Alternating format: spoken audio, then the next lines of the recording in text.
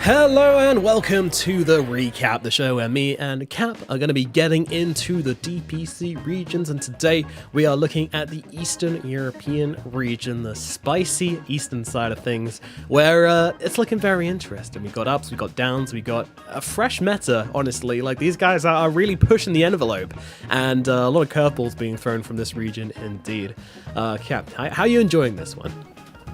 I'm enjoying it. Eastern Europe was a region that I wasn't paying super close attention to until I did a day of standing in for Sheepstick, and I got to watch 2 of the matches, and ever since then I've been following the region a little bit more closely, just because I realized that the region is honestly looking decently stacked. I think Eastern Europe has been one of the regions that has benefited from the DPC. I feel like we're filtering out some of the old talent, we're filtering in new players, and I didn't realize how many new players we're actually bringing into the scene this season, and they are looking pretty interesting. I think North America is another region that's really benefited from this, and I think there are similarities between the two because they are also very not top heavy necessarily. They used to be top heavy, but now the midfield teams are kind of rising up. It's almost like they're bottom heavy, as in the bottom teams are really bad. But if you take a look at like the top 5 or 6 teams, the region's actually pretty interesting. It just, as long as you just exclude like the bottom 2 or 3, then like, all right, if you could make this region and cut it in half, it would be a super cool and intense region to watch. Yeah, but you do just get these frees, these buys every now and again. I mean, I think every region has had a point where they're like that. I think that's kind of a symptom of the whole, you get bottom 2, you get relegated. Like, there's no playoffs for relegation or anything like that, and I think that might be a consequence of that, is the fact that we're just constantly trading teams. It's really unstable for any of those teams who aren't good enough to kind of be stably in Div 1, but at the same time, if you're not stable enough to be solidly in Div 1, then you probably shouldn't be, so that's kind of, a consequence of their own play style, so it's really hard to, I don't think it's a structure issue at all. Playoffs would be cool, but also kind of bad for the Div 2 teams, who can also benefit a lot from getting slammed by some upper division teams every now and again. So it's kind of how the system's working right now. Let's get into it. So the first series we've got to look at today, we've got Betboom versus NaVi. This was a very interesting one. Betboom coming fresh off their relative success at the major. It wasn't the same as TSM or OG, making that top 2, but they were definitely a similar team in that they were kind of low expectations coming into it, and then they were firing all cylinders, and I think we know why. This does seem like a very good meta for Betboom, doesn't it, Cap? Yeah, it does. And so I think in some degrees, it's just a shame in some ways that Betboom played out that group stage. It was like, you could feel inevitably they were going to get figured out, just because they kept on playing the same kind of heroes. And so post-major, you're thinking, all right, maybe they're going to develop a little bit of a broader hero pool or something like that. Not really. They're still back to the same kind of Nature's Prophet, Visage. Now that they're picking up Huskar as another one. So it's just like they're still kind of doing that whole thing. And to be honest, it still kind of works. I think it still fits the meta. I do hope for some more, diversity to be created at some point for Betboom, but it does absolutely fit the meta, so I guess there's not a huge reason to make drastic changes in that regard. This series that they played against NaVi was pretty tense, as you can see from these Roshan fights that are going on, and you also see some new names there popping up on the screen as well. On the side of NaVi, they have 2 players that are probably almost completely unknown to the broader international scene. Sweden Strong, who's entirely unknown as far as I know. Never heard of him before. And then they've also got, I forgot his name, but he used to be playing on V Gaming, which was actually a very legit Tier 2 Division 2 team for Eastern Europe. So, yeah, I think that they brought in 2 new talents on the side of NaVi, and so far it's looking pretty good for them. It is, yeah. With a name like Sweden Strong, once you've heard it once, you're not going to forget it. It's a very interesting name. I mean, I don't know, good or bad? Do you like the name, considering he's not Swedish? Yeah, sure. I mean, sure, I'm down. As a commentator, right, Nomad, you get to play around with the name. There are puns and things you can say that you wouldn't normally be able to. Lies was the other name. I don't know if I'm actually saying his name correctly. He also went by Destroyed at some point. On B Gaming. So, yeah. That's the two new players that NaVi has pulled in. Of course, another notable name that they pulled in, if people weren't aware of this, they pulled in Solo, who, if you guys ever watched Eastern Europe, you know that Solo had a bit of a tumultuous fall from grace, going from Division 1 to Division 2 to out of the DPC entirely, and then had I don't know, would you call it a rebirth? Is now on NaVi and is actually helping to lead them to what looks to be a pretty good showing so far.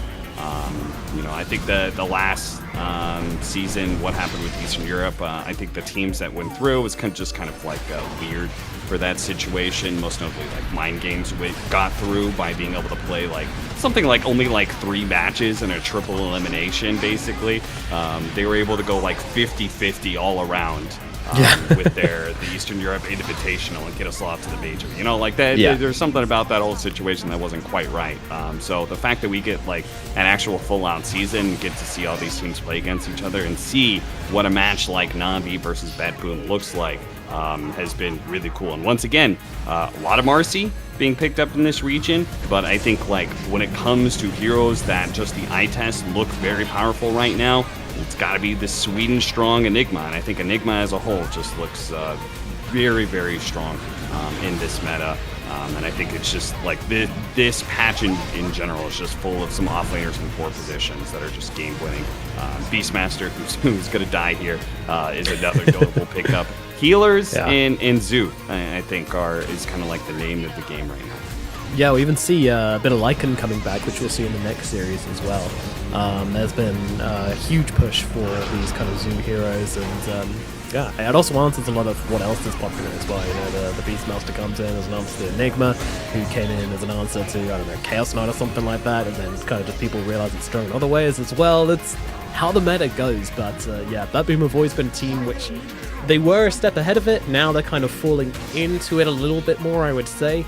And NaVi, in this series, they absolutely had their numbers. We see them going for the win here in this game too, and they're already 1 game up, so going for the series win here, and they just, they look so dominant. This is a NaVi we haven't seen for a long time, and they just take this series with complete ease.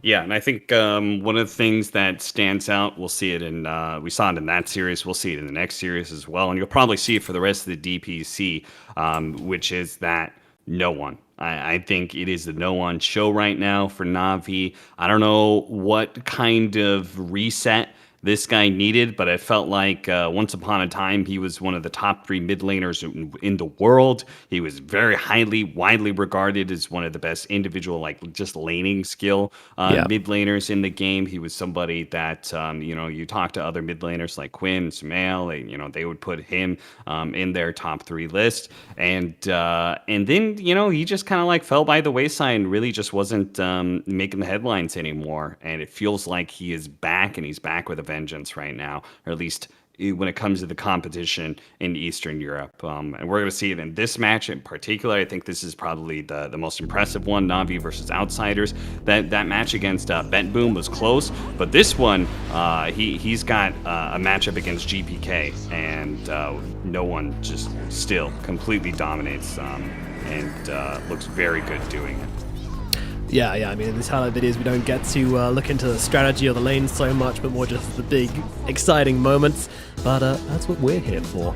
And indeed, did have a great showing in that lane and just across the map. And I love the strategy from NaVi as well, And this match actually happened today, so it's very fresh off the presses. And this IO Dawnbreaker combo, it looks super broke. It looks so damn good. And this first game was so convincing because of it.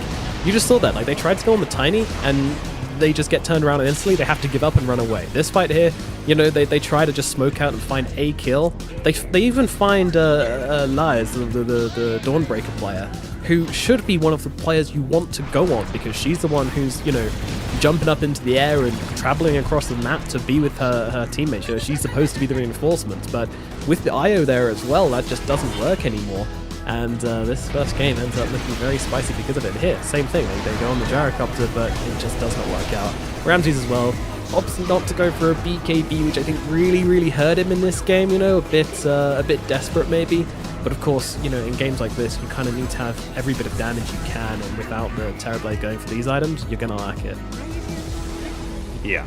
I think one notable thing about this draft is that, like, Bane, just not the same hero he used to be. And one reason is that Dawnbreaker, until you get extra cast range, you actually just can't play Bane against Dawnbreaker, because she can just ult whenever you Fiend's Grip.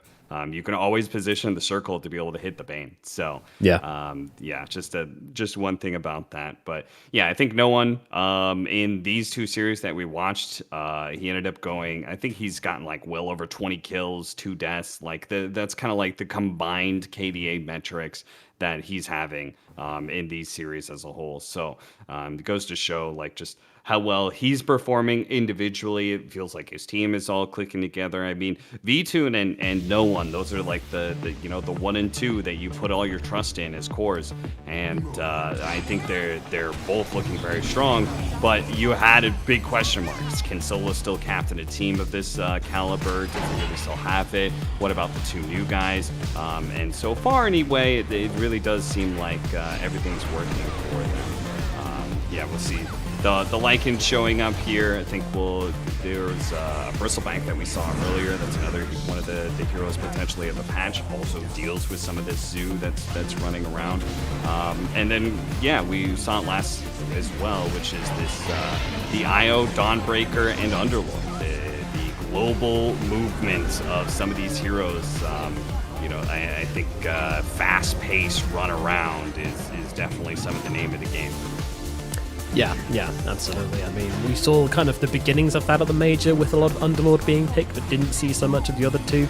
And now we're really starting to see it come into its own, and that does seem to be the calling card of Na'Vi if you give it to them. And, in this game, they didn't get away with that. They go for a different strategy, but they prove they can play it just as well in this very, very chaotic second game. I mean, again, one of those which could have gone either way at some points into the game, but eventually the Medusa draft just ends up working out for them, unfortunately.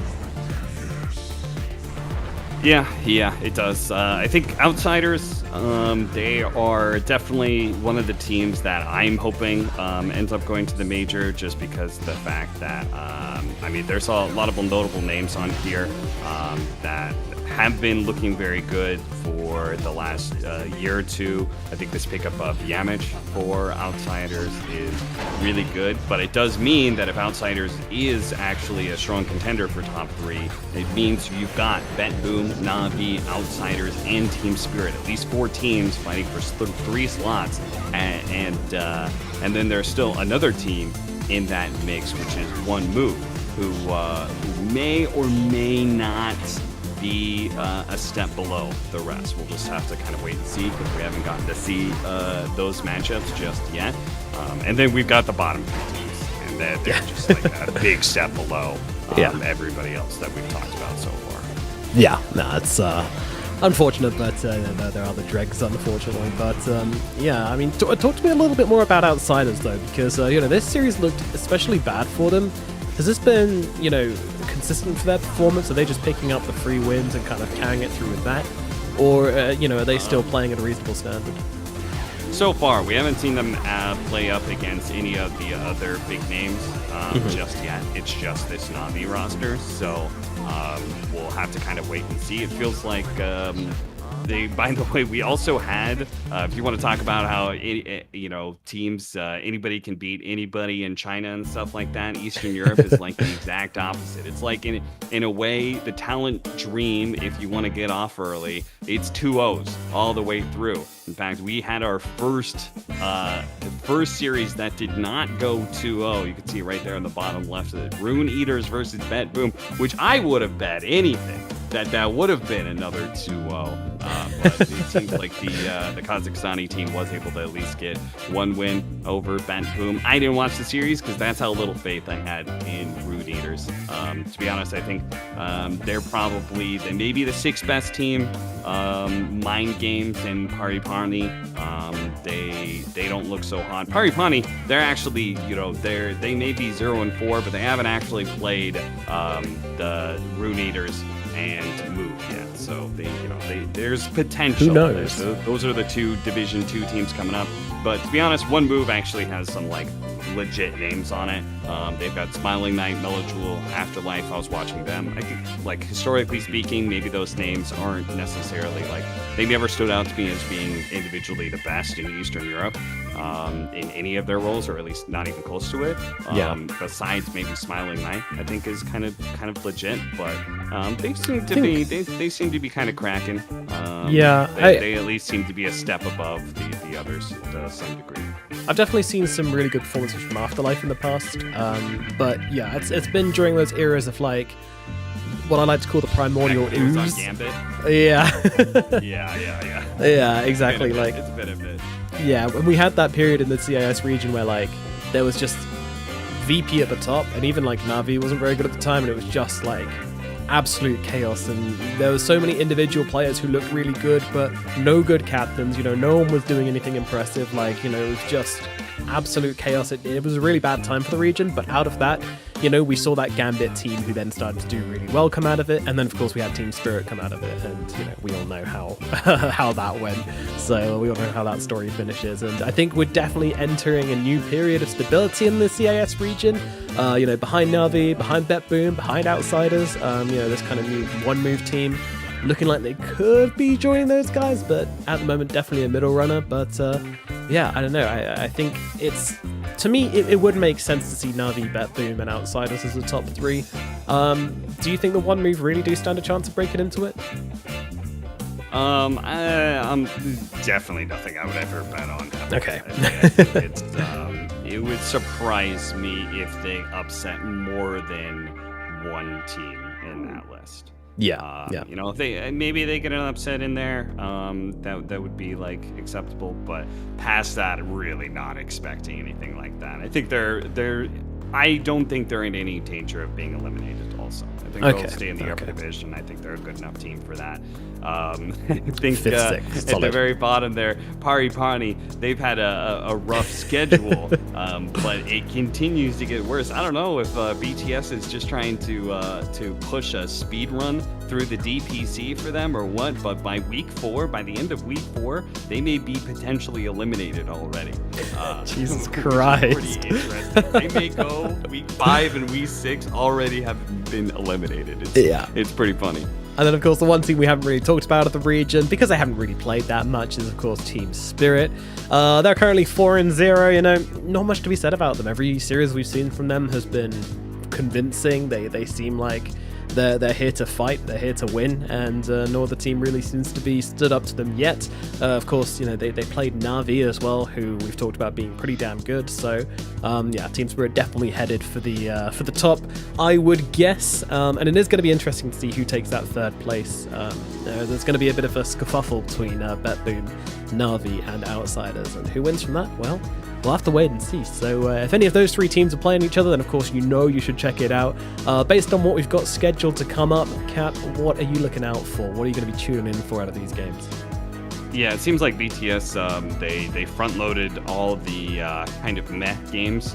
And so it means week 5 and week 6 are going to be super, super hype, actually. They're going to be all of the top 3 and top 4 teams matching up against each other. So to be honest, week 4, I don't even think there's a single series on there that I'm super interested. Maybe One Move, pulls an upset against Team Spirit, but I'm not expecting that at all. I honestly would ignore week 4 and just wait for week 5 and week 6 scheduling to be announced, because that's where I think all the good stuff is. Yeah, maybe join in the Paripani hype train, see if they can bury themselves out of the dig themselves out of the situation.